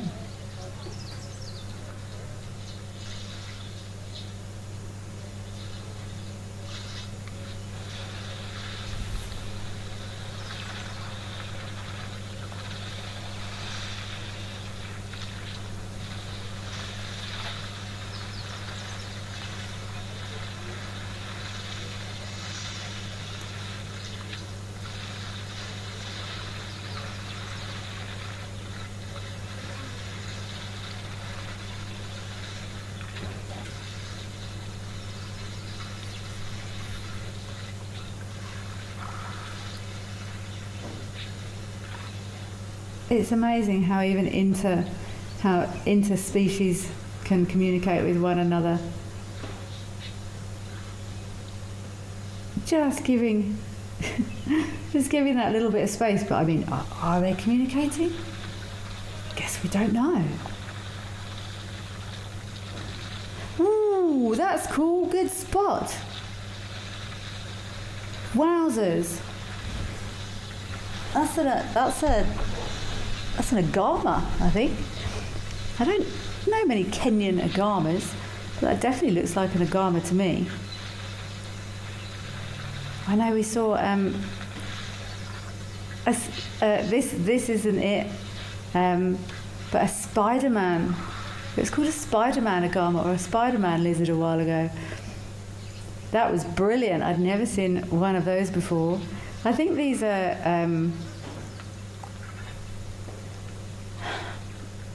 I'm not sure what the common name is, but I have seen these with a yellow head. Maybe is it a lion agama, or am I making that up? Blue-throated agama, I think this was. But the Spider-Man agama was absolutely brilliant.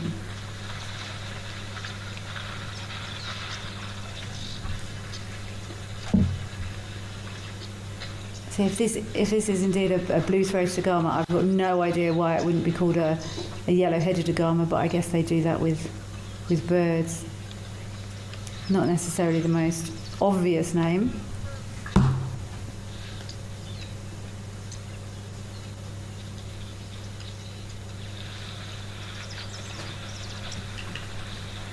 Having a blast in there. There's lots of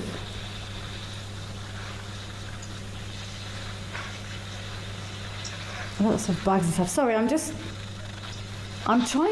been sent a brilliant video. Thank you, eagle lover, of that eagle at the nest site. And I'm just trying to work out if it flew in or walked in.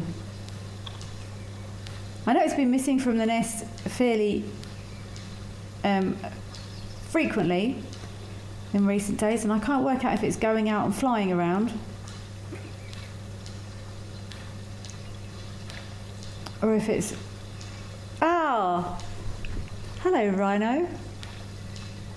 Are these maybe those two? Sorry, I was just trying to watch a video I've been sent then of that black eagle chick.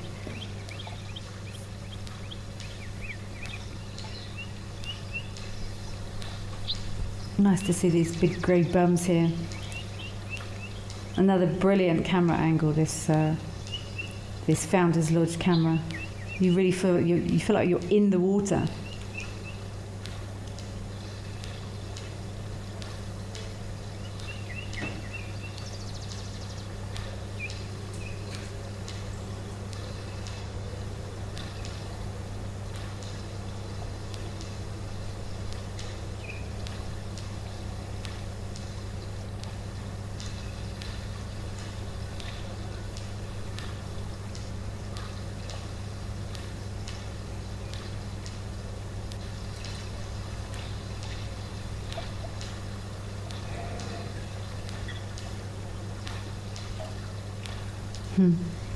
Everyone's heading for the shade by the looks of it.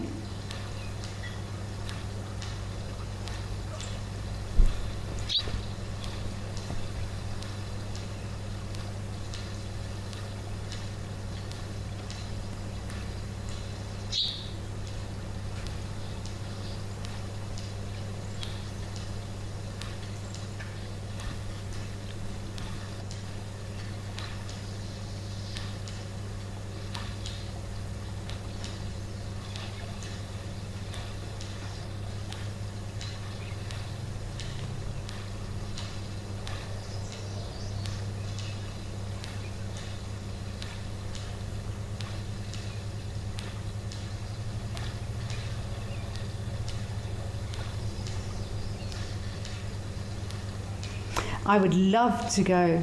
Let's go to the Serengeti for some ringless waterbuck for just the last part of this show. It's so nice being able to hop between all these different locations and see so many different species.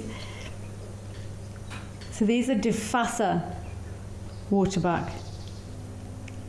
Everything else is similar, but they've got almost white pantaloons, white trousers on their back ends instead of that ring. This is where we saw that Spider-Man agama. Or Spider-Man, was it a Spider-Man lizard?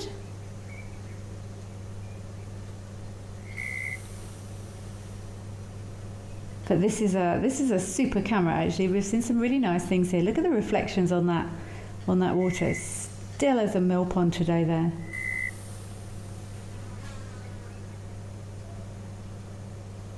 Eagle Lover, thank you so much for sending that clip in. It's gone via to me. I'm just trying to work out if he's flying yet or if he's just walking around. But I guess we will watch and wait and see when he stops coming back. Recycled Teenager, it's an absolute pleasure. Thank you for joining us. Thank you for being here. Thank you all for getting involved in today's live at the Waterhole. We are indeed fully live. That sounds like a boo calling.